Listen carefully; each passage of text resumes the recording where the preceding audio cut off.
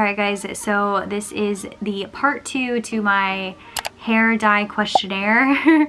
Me trying to multitask. So yeah, hope you guys enjoy. So when you have a Kundalini awakening, logic just doesn't make sense. The human mind cannot comprehend what has happened. Mystical, magical things, and understanding that this is life. Life is the magic. That love is not human. It's not human at all. I understood the secrets of the universe all in 1 second.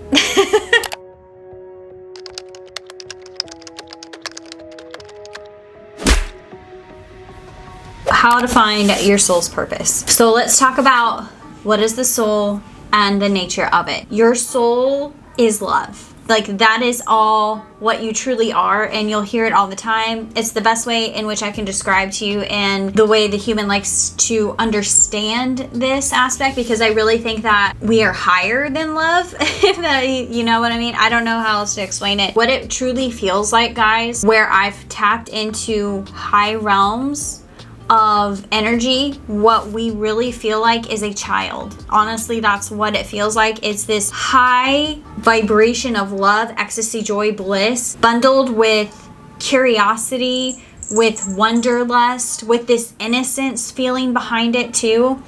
It truly feels like this innocent, joyful child is what we really are. And if you think about that, and you think about the purpose of life, what this human existence is, it is a self-exploration. It is so the soul can get to know the self. Getting to know thyself is getting to know spirit, the soul, in whatever current form that you're in your life right now, or whatever ego that you're having right now, right? So it's understanding who you are in this experience. The purpose, that being of life, is self-exploration, and to come back to your authentic nature, to come back to that love and that child, that wanderlust, to be a child again. How do we do that in our life, right? How do you do that in your life? That is typically your purpose. Where people find their purpose, essentially, or what our human mind likes to think of a purpose, is an action, right? It's an action that helps us tap back into that child energy, right? It doesn't necessarily have to be an action, but you're just giving yourself what you need in life to then be that child again, to be that love again, to be the channel for it here. You don't necessarily have to like do some kind of a job or something like that. People find that it helps them maintain that vibration, like I was talking about before. When we make our purpose our jobs, essentially, which I really truly feel the universe designed it that way, because when we are a channel for love and abundance and that joy and that energy here, we get the reciprocation of it back, right? So then that's why whenever you're truly doing your authentic thing, or your passion is your purpose type thing, or like your purpose is your job of what you found, then that's when the abundance comes in, and that's how you make money. The universe designed it that way, right? So it's you figuring out what makes you feel that love, right? And then you make whatever kind of action your purpose, right? So most of the time people find that their pain points in life become their purpose. What I mean by this is, when you solve your own problems and you heal yourself, essentially, then you can help other people do the same. Kind of like when I talked about energy work. That's why I made it part of my purpose to help others through this modality, is because it changed my life, and because I did it, and then because it makes me the highest version of myself, and because I tap back into my authentic nature, because I am love when I'm doing these things, when I'm helping other people, when I'm vlogging and sharing information, I'm stepping into my teacher energy, which I love, right? You're gonna feel that vibration come through. You're gonna feel my soul come through, and it's gonna touch you in a certain way. It's gonna bring you up to my, I say soul's level of vibration, but that's how you know I'm doing my purpose. And not necessarily to say that I'm going to be doing this forever, or that your purpose is always going to be one thing. Your purpose is going to evolve as you evolve as a soul or as a person. You're supposed to evolve, right? And I think what ends up happening, and is if you understand the nature of spirit and just the human aspect of it as well, because you are still a human in this experience, you will find after a while that the action that you thought, quote unquote, thought was your purpose becoming stale and stagnant, right?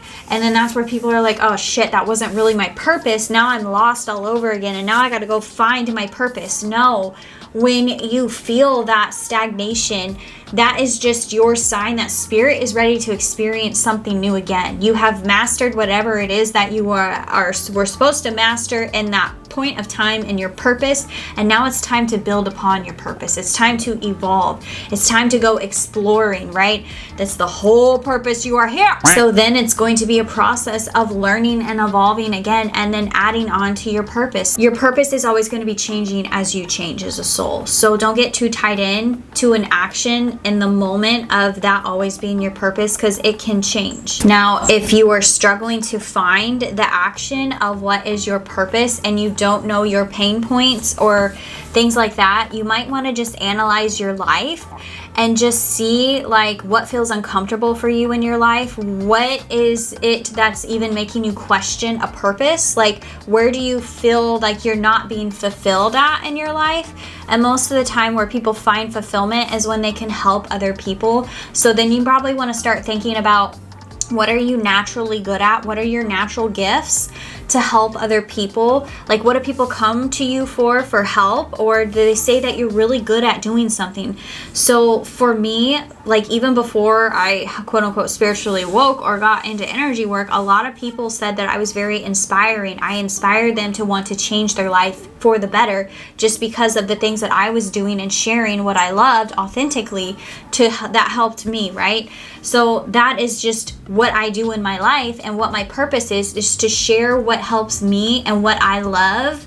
And then whoever else aligns with that energy, I'm going to help them, right?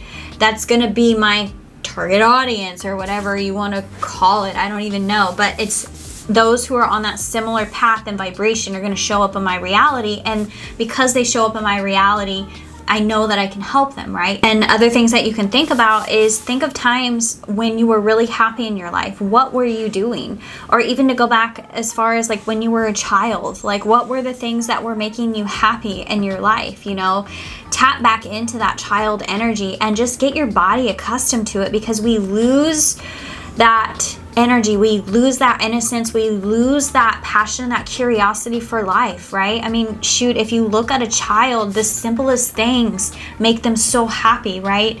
Even to learn makes them happy. You know, children are our greatest teachers, and they can really show us a lot about ourselves. Like even to go with how to approach learning and evolving in life. I mean, when a child learns how to walk, they fall down a lot, right? And that's the same thing with us in life. When we're trying to learn something new, instead of us thinking of it as learning, you know, like, oh man, like this is a brand new thing for me and I'm going to try it. And then we end up not doing it because of how uncomfortable it is, the newness is.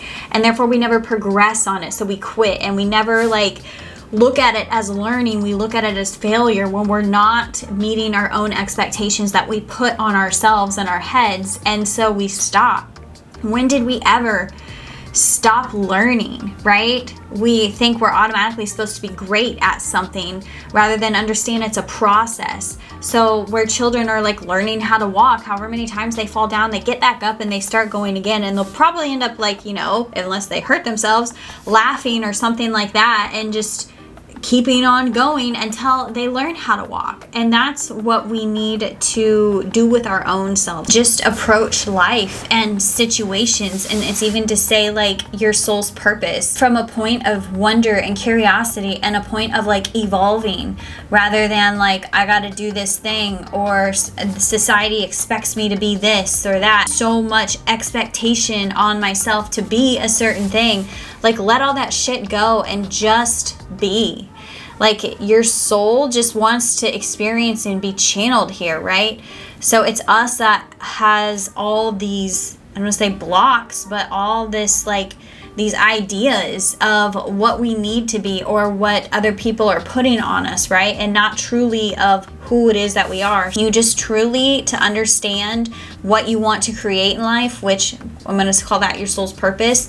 You just need to touch back with yourself, with your authentic nature, and understand Like whatever it is that you want to create, it's okay. Make sure it's what you want to do with your life and not what anybody else wants you to do, right? You can do this by paying attention to the feeling behind the thought of actually creating, of whatever it is that you want to create, of doing whatever it is that you want to do, holding the vision of you doing it successfully. Because a lot of the time people will use their imagination to try to figure out what they want to create, but then when they imagine it and then they're like, oh, I can never do that, and then so they don't, and then they end up getting scared or feeling down or something like that. You have to hold the vision that you do it successfully and that you're good at whatever you're doing, and that creates your reality to then have the brain develop a roadmap to get there, however which way it needs to. It was a very long-winded answer. I think we have a time for a couple more before I have to wash this out. So these next ones are a little personal. Maybe they can help some people. One is, was I ever religious, and would I ever go back if I was? So yeah, I grew up Christian. Actually, to be specific, I grew up Presbyterian. I went to church. I was like your typical churchgoers. The only way I knew about it was because my parents went, and I did, Sunday school. I did confirmation, like church camps. I did all of it, guys. I was very heavily involved in the church. I did the choir, acolyte, studied it. We were very heavily tied into the church. Why I ended up not sticking with it was when my parents got a divorce. Things kind of went south with the church, and I'm not quite sure because of how young that I was, but all I do really remember was it was kind of a lot of judgment. It felt like a lot of drama between the church and my parents, and I don't know if that's because they were getting a divorce, but I know the pastor did try to counsel them, and they tried all that stuff as well too. Needless to say, when my parents got a divorce, we just all stopped going to church. And then my dad ended up marrying a preacher's daughter, and then we ended up going to that church when I was with my dad. So then I became a Baptist. I was still very heavily tied into church all the way up until 2019 is when I kind of started separating out from it. I think that I started to actually question the motives of church and religion itself. Something just didn't seem to feel right to me. And so I did a lot of self-exploration. A lot of it was too, guys, that I had reached such a very low point in my life in 2019. Or it was even before 2019, but I think it was probably like 2017, 18, I started to get into a dark place. And by 2019, I couldn't stand it anymore. So I started turning to more holistic practices, because no matter what kind of religious practice I did, praying, reading the Bible, whatever like that, nothing ever brought me peace. Nothing ever brought me any kind of relief. And where this became a problem, or what I know now is my problem, is I was looking for the solution outside of myself, and where I found religion to be a trap. The way I perceived teachings in religion was that God was a man in the sky, and that I was always looking for it outside of myself. I was always looking for something to come down and help me, right? And I was waiting for that. I was waiting for relief or something to come, and that did me no good in my life. Yes, I got to touch back to God as far as when I prayed, and I just like felt the love and stuff. That really helped me, and I still do that. But I did not understand that God was something inside of me and that I was a piece of it, rather than I viewed it as a man in the sky casting judgment, and more so that there was a part of me also that was scared to go to hell.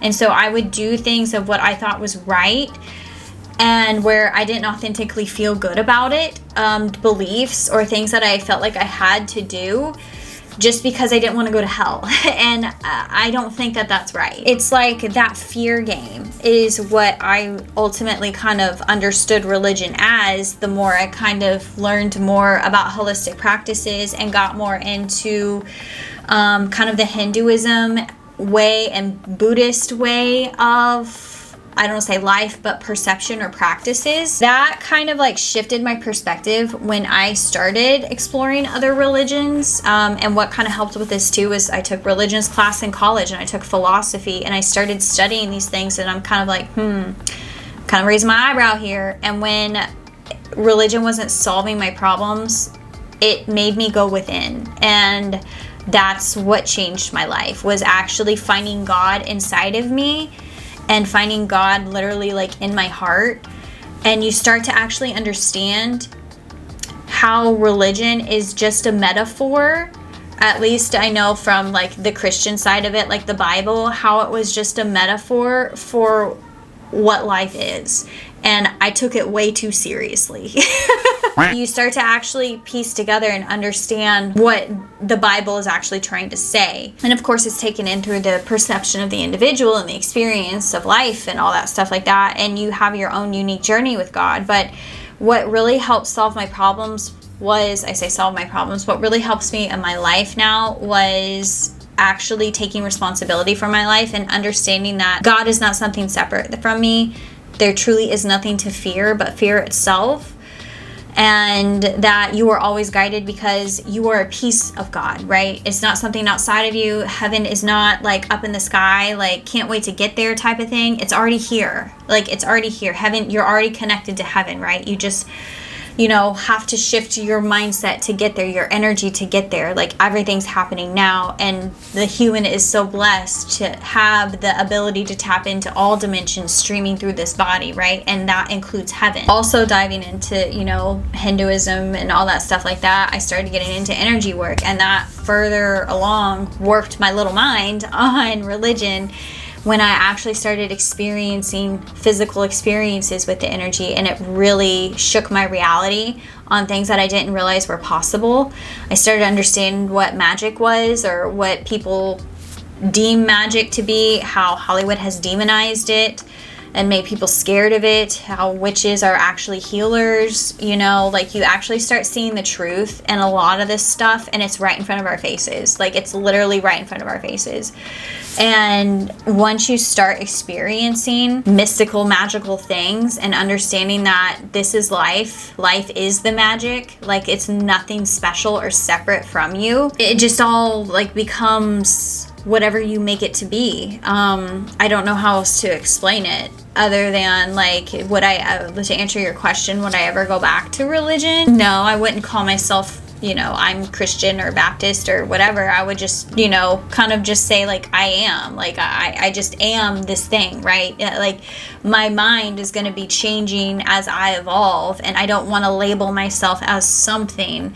It's just my relationship with creation or the creator or God, and that is just going to be what my life is, right? Us humans like to put labels on things that really box in our reality, or put rules on an experience that can hinder the experience or limit it, right?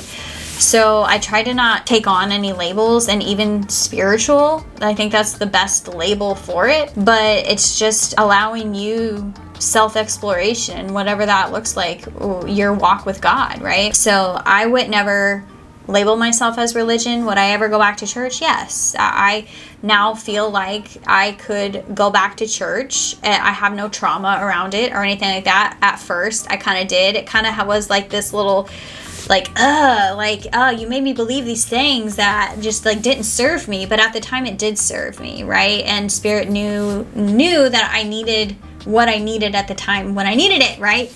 So it did serve me, and it created a great foundation. And not to bash religion or anything like that, because it does create a wonderful, I want to say set of rules, but it's a good guidance system to help people start out to live a good life, and some people stay religious their entire life, and that's because that's where it helps them be the best version of themselves, right? Where religion wasn't serving me anymore, I was not the best version of myself. So Spirit's like, okay, this served you for one point, now let's move on to the next point.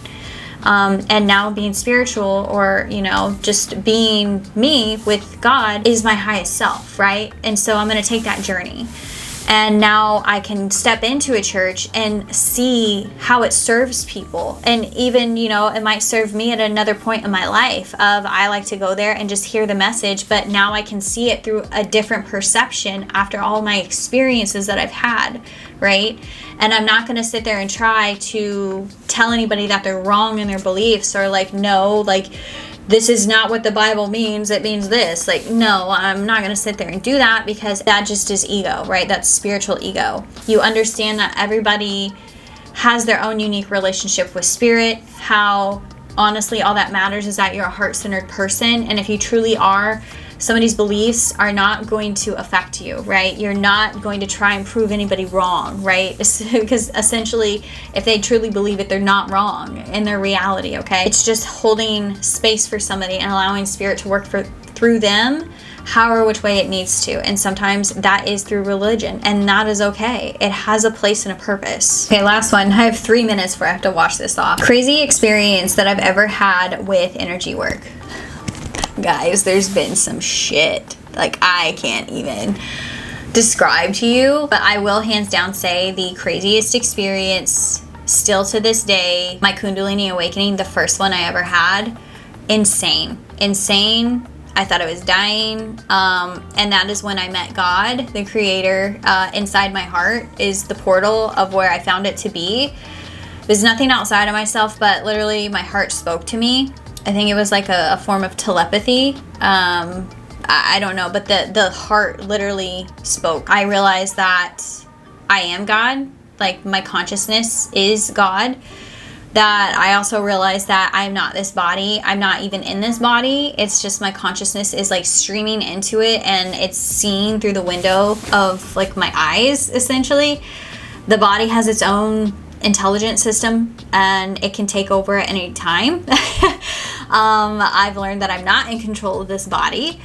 So you can try as much as you want, but ultimately it will take it over if it needs to. I'm trying to think, I'm not my emotions either. I learned that in that experience as well. Emotions are just energy passing through this body, but essentially the Kundalini awakening, it is real. I felt it shoot up my spine. It hit every chakra. I felt where the chakras were located at. It did decalcify my third eye. After that had happened, I had a lot of, some people would probably call psychosis, but I had a lot of mystical experiences, dreams, meaning of beings, seeing things. It was absolutely crazy. There was like almost like the veil was not there anymore. It was insane. And I experienced the amount of love and that experience of what God is. And I cannot describe to you that amount of love. That love is not human. It's not human at all. I did not want to come back for wherever I went, because I did go to another dimension. I met angels. That was part of it too. I saw what an angel looked like, and I saw how it's always with me. I understood the secrets of the universe all in 1 second of like everything happening at once. And it's not something that I can sit here and mathematically break down to you. It's an understanding of a feeling that you have. So when you have a Kundalini awakening, logic just doesn't make sense. The human mind cannot comprehend what has happened or understand the secrets of the universe, essentially, but you can feel it. The most powerful thing about a Kundalini awakening is that your subconscious has experienced God. So like where I can sit here and tell you that I know that I'm God in a body, I know it 100%. And I know it's not a lie. There's no second guessing it or anything like that, because my subconscious knows it. Because I experienced it in my body knows it now. It's familiar with that energy, right? It had an experience. Me remembering it, I tap back into that energy, and I can channel that experience again here and give it to other people. Not necessarily can I just be like, yeah, I can awaken your Kundalini like that. Like, no, that's just not how it works. I understand now how to awaken the Kundalini. It's just a tapping back into that energy, and when I do that, I can help other people experience that through me, just honestly by storytelling. And that is one of the most powerful methods of communication. Because I have told the story, and I think I actually made a video of it. I'll link it down below. I don't know if it was like the full-on story or just part of it. It can help people who have the same experience to tap into that energy, not necessarily awaken your Kundalini, but a very high vibrational experience. So go research Kundalini awakening. I gotta go wash this out, guys. I will wrap up the video and show you what it looks like when it's done. So anyway, see you in a second.